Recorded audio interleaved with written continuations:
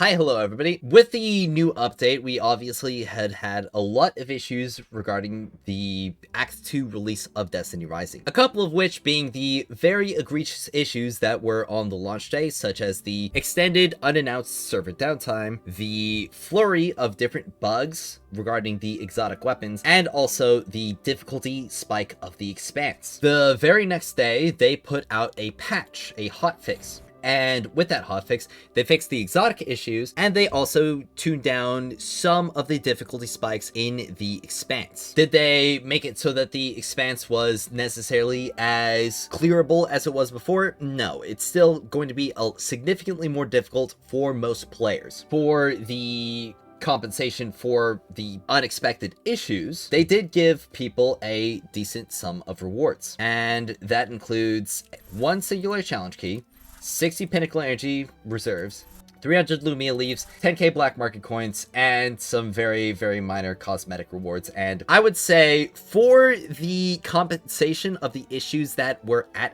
hand, such as the fixing of the Expanse stage 29 and 30 for the solar side, and also fixing the exotic catalyst bugs, this is good compensation for those issues that were addressed, that they were talking about in the hotfix. However, what isn't addressed are still the large sum of issues that are still plaguing the game, even ones that have been here since launch. Right here, this mail was enough for people to go out and start saying, okay, the devs are listening. They've said right there, and as a thanks for your constant feedback and support, looking to make the game even better. Thank you for understanding and support. And, you know, it says that the team has been listening carefully, the voices of each and every Lightbearer. Now, has it really been the full experience, at least for me and a lot of my friends playing this game? Now, I will say it is good on them for fixing those issues as fast as they did. However, there are still plenty of issues that have been plaguing the game since launch. One major issue that has been a significant detriment to a lot of players, myself included, has been text quality of a lot of the equipment in this game. If I go down and show off an artifact here, which is Inverted Guard, this artifact right here, along with its counterpart, still has this complete incorrect artifact perk description. It still states that you will gain shield when health falls below 40%, when it actually gives you shield and reduces your health. And what's more than that is this new artifact that just came out with Hellhest is another artifact with a horribly incorrect perk description, which states that you will deal 140% weapon damage while affected by allied damage bonus effects. When what it actually does, with my spreadsheet right here that we now know of after testing, is that it buffs the damage bonus boost rather than the weapon damage, which only affects Tan's ult and Hellhest's damage drone. It only affects the characters that can equip this artifact. So it's just another artifact in this game that is doing something entirely different than what it says on the description. And beyond that, we still have issues with triumphs in seals. Granted, they fixed a lot of these seals. However, there's still completely incompletable triumphs in this game. This first wish triumph is still completely incompletable. And when some of my buddies, some of my good friends in this game have put out support tickets to inform them of this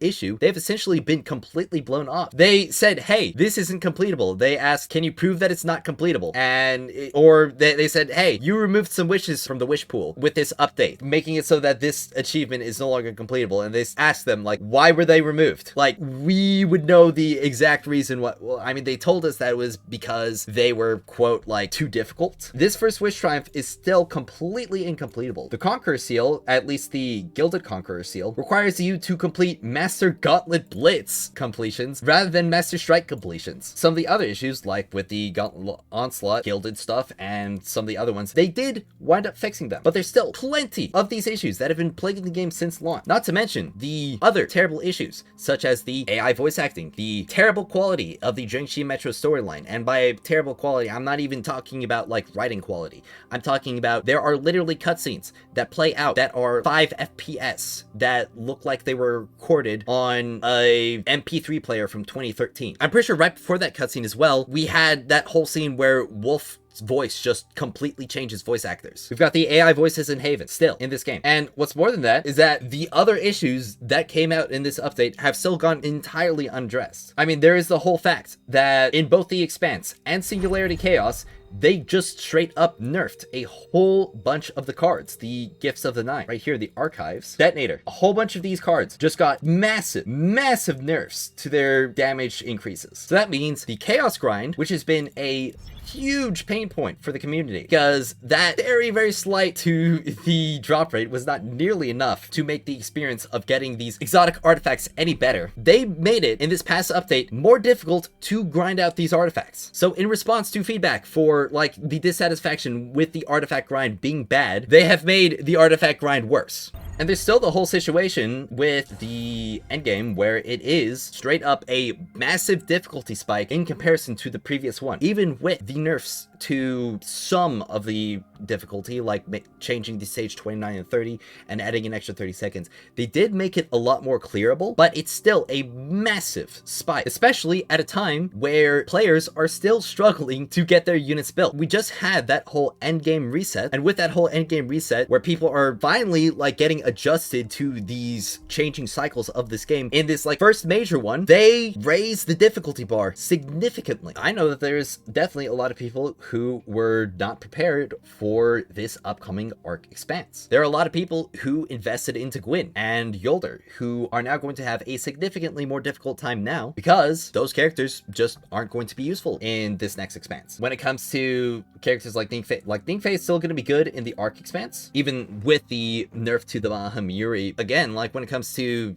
changes like that with the Mahamiri nerf, honestly sets a pretty bad precedent when it comes to exotic weapons that certain characters can use that can essentially expand their capabilities beyond their, well, normal bounds. Let's say we're expecting Blast Void coming next. If they nerfed Mahamiri because Ningfei was an arc character who would have been a bit better at defeating piercing Shinkas, they nerf Mahamiri to make it worse at dealing with piercing Shinkas. What happens when we're dealing with Blast Void Shinkas? We have Octant Riot, which can be used by Gwyn, a Void unit. We've got Partridge Sky, which can be used by Yolder, and we've got Gallows for Estella. Like, those are three weapons that will be making it them able to clear those Blast Void expanses and Calamity Ops. What happens if all those three weapons now get balanced, retuned, in order to be worse at defeating those Shinka types? Because Maru comes out and they don't want these previous characters stepping on Maru's toes when it comes to her role in the next endgame. The main thing is when it comes to, are the devs listening to us? Are the devs listening to our feedback? Obviously, when it comes to a major issue like bugs and unintended difficulty spikes on top of the intended difficulty spikes in the expanse, obviously those issues are going to be addressed first, but I just went through that laundry list of other issues and there's still a whole bunch that have been in this game since launch. We're still dealing with content drought. I mean, one of the main reasons why people are upset is the fact that we essentially don't have anything to do outside of progression and endgame, and progression is just straight up as bad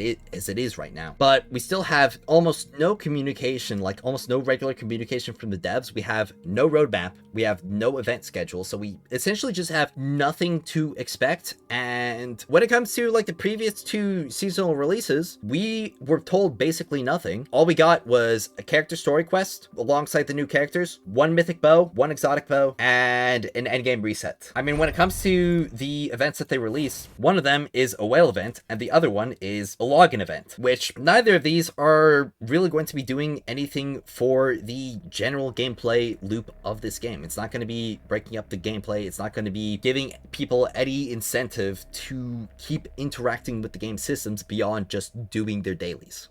It doesn't improve the core gameplay loop in the slightest. When it comes to that like Season 1 and Season 1 Act 2 patches, those were on that roadmap from the pre-launch dev talk, whatever it was called, the dev focus. They put out on that roadmap that they were game updates, essentially major game updates. Did they update the game?